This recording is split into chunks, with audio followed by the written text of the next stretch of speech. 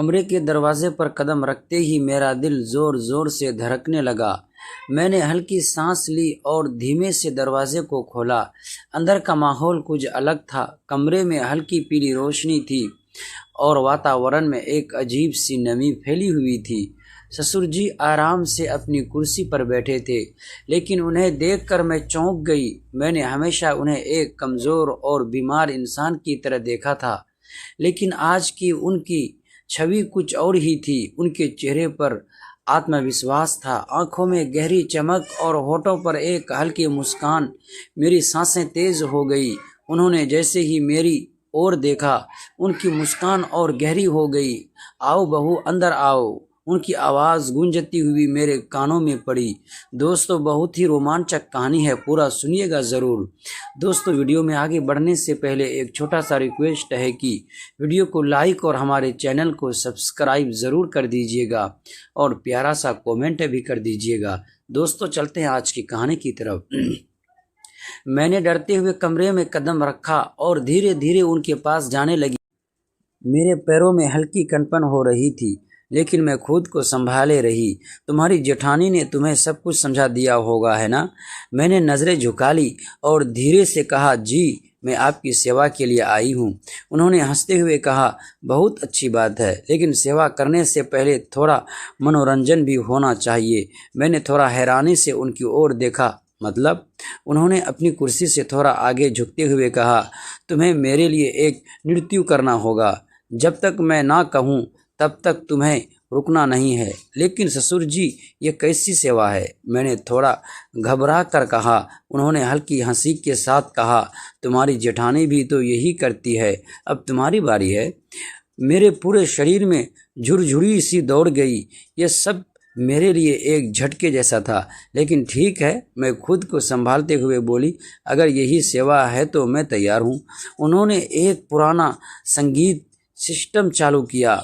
कमरे में धीमे धीमे शास्त्रीय धुन बजने लगी। मैंने खुद को किसी तरह नियंत्रित किया और धीमे धीमे नाचने लगी। मेरे कदम थोड़े भारी थे, मन में डर भरा हुआ था, लेकिन मैंने खुद को सामान्य बनाए रखने की कोशिश की। जैसे जैसे मैं नृत्य कर रही थी, उनकी नज़रें झुक मुझ पर टिकी हुई थी। उनकी आंखों में कुछ अजीब सा था, जिसे देखकर मैं और असहज महसूस करने लगी।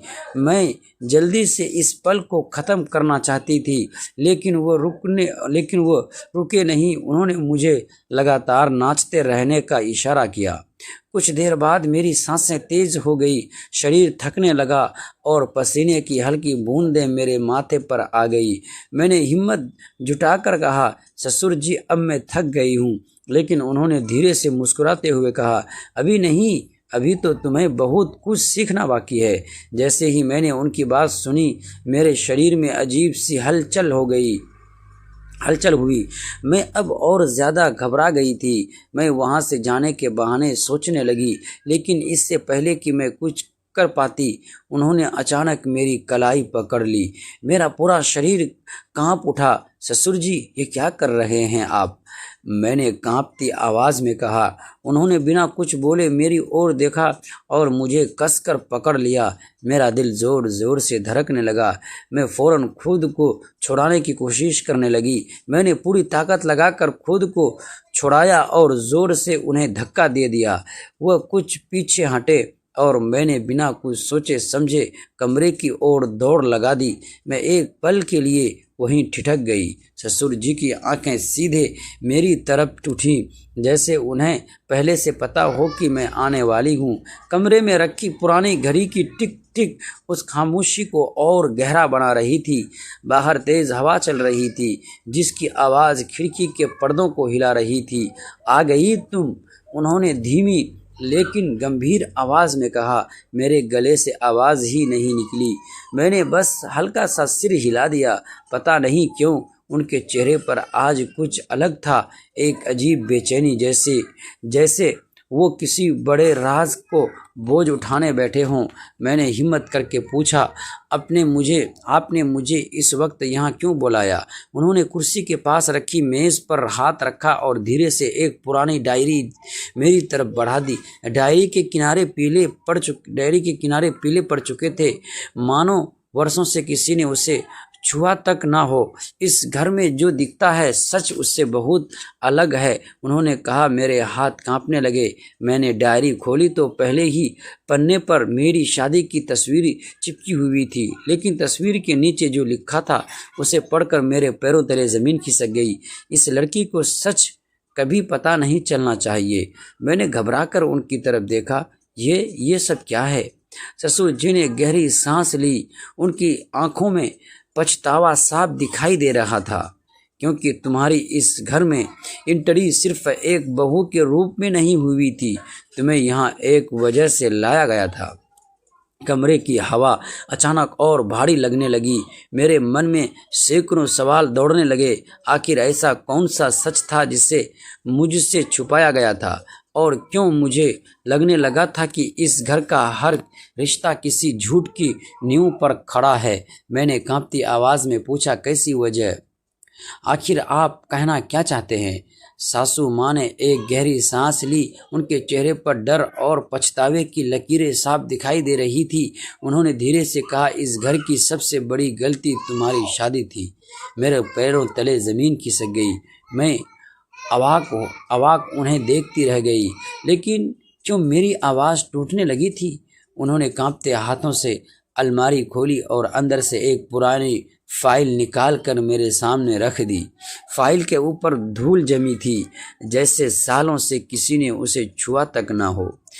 इसमें वो सच है जिसे जानने के बाद शायद तुम इस घर में एक पल भी नहीं रुकना चाहोगी।